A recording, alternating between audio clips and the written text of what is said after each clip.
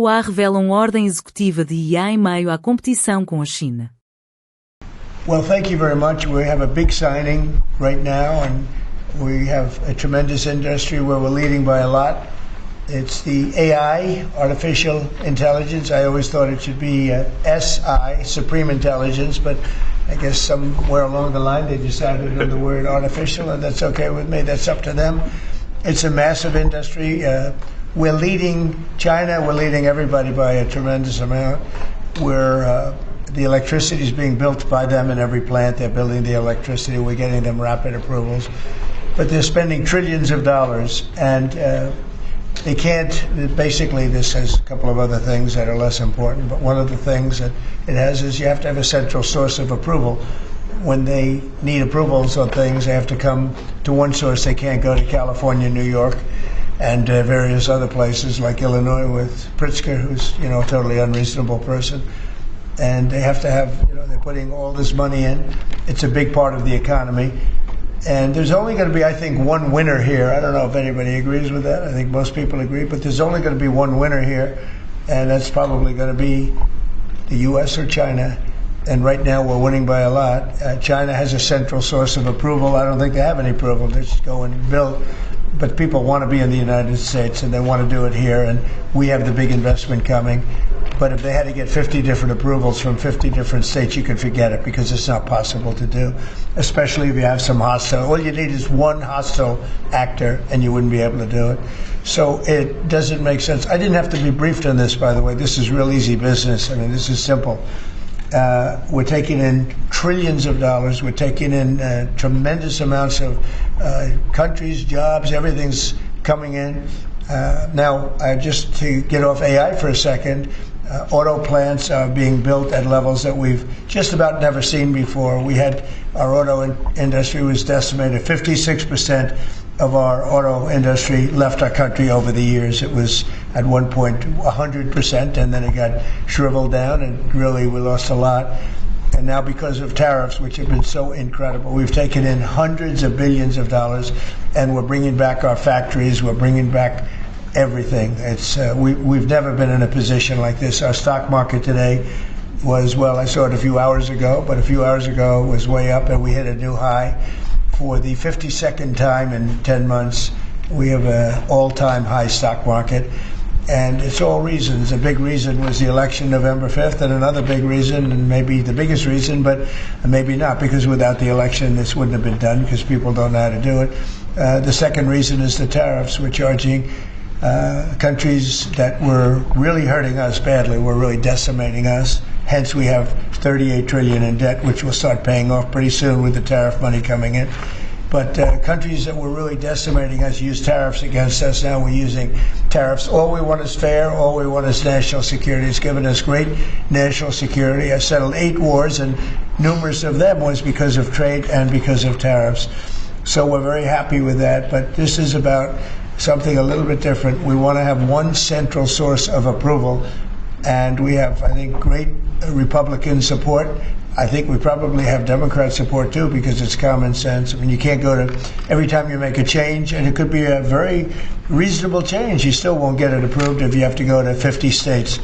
So this centralizes it, and it's something which the people behind me, the very distinguished people, but Tim Cook just left of Apple, and spoke to all of the big companies, great companies, and they won't be able to do this. This will not be successful unless they have one source of approval, or disapproval, frankly. You could have disapproval too, but it's got to be one source. They can't go to 50 different sources.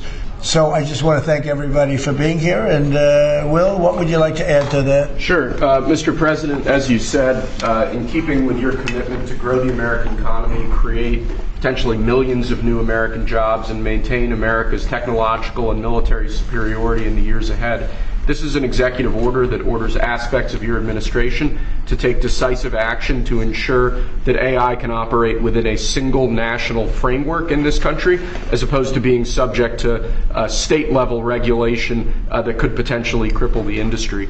David Sachs, your AI and crypto czar, has been one of the key players and key authors behind this EO. He can give you more of the granular detail, but the big picture is that we're taking steps to ensure that AI operates under a single national standard so that we can reap the benefits that will come from it in terms of economic growth, job development, national security, and technological edge. And it's really the biggest industry that anybody's seen. I mean, it's taking off. And again, I believe there'll only be one country that really benefits, and it should be the United States. And it will be if we do this, if we're unified. We have to be unified.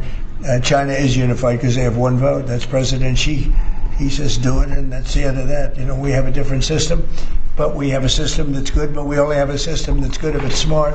David Sachs, could you say a few words, please? Yes, sir. So, as you pointed out, we have over 1,000 bills going through state legislatures right now to regulate AI. Over 100 of them have already passed. 25% of them are in California, New York, and Illinois. You've got 50 states running in 50 different directions. It just doesn't make sense. We're creating a confusing patchwork of regulation.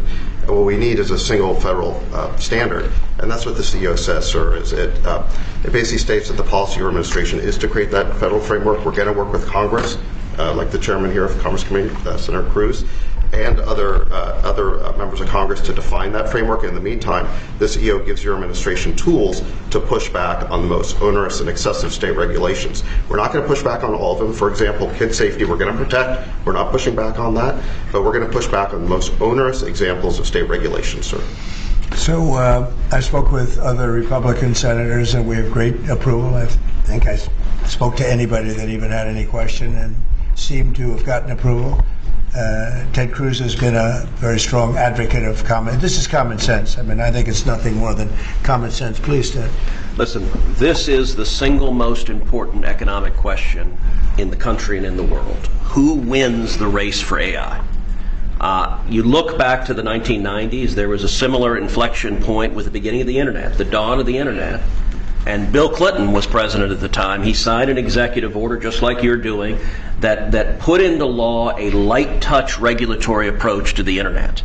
And the result was incredible economic growth and jobs in the United States. At the same time, the European Union took a very heavy-handed regulatory approach. Here's an amazing statistic, Mr. President. In 1993, the U.S. economies and Europe's economy were virtually identical in size. Today, America's economy is more than 50% larger than Europe's, and the two drivers of that are tech and the shale revolution.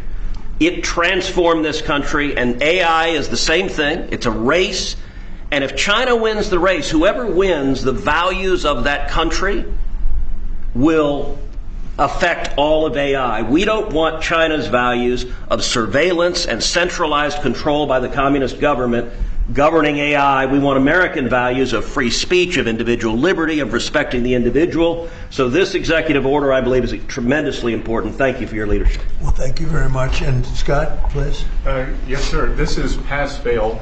As you said, this is the biggest technological innovation in our country's history. We've seen the canals, we've seen the railroads, we've seen the utilities, we've seen the build out of the internet and the fiber, and now it's AI, and it is pass-fail versus China. We have the lead, we've got to maintain it, and it is also going to be the single biggest source of economic growth. But everything else we do, with our defense, there's no use in having a golden dome if China's AI can get around it. There's no use in spending all this money on defense. And the U.S. will remain the leader in this under President Trump's leadership. He is the accelerator of the growth. We're actually going to move ahead further. We're seeing building everywhere, construction jobs. There are going to be jobs at the AI data centers. And most importantly, President Trump had the incredible idea to allow the companies to create their own power. And we are going to see soon that communities near AI facilities will have the same or lower electric cost than other communities, which is a great innovation. So this is an important document today. Este website pode ajudá-lo a melhorar a sua leitura e compreensão auditiva em inglês. Recorrendo a IA, divide as frases em segmentos curtos e fáceis de entender. Com o leitor, pode ajustar a velocidade, fazer pausa ou recuar para compreender cada frase. O site disponibiliza tradução em 20 idiomas, facilitando a aprendizagem. Basta escrever engnest.com no seu navegador e experimentar.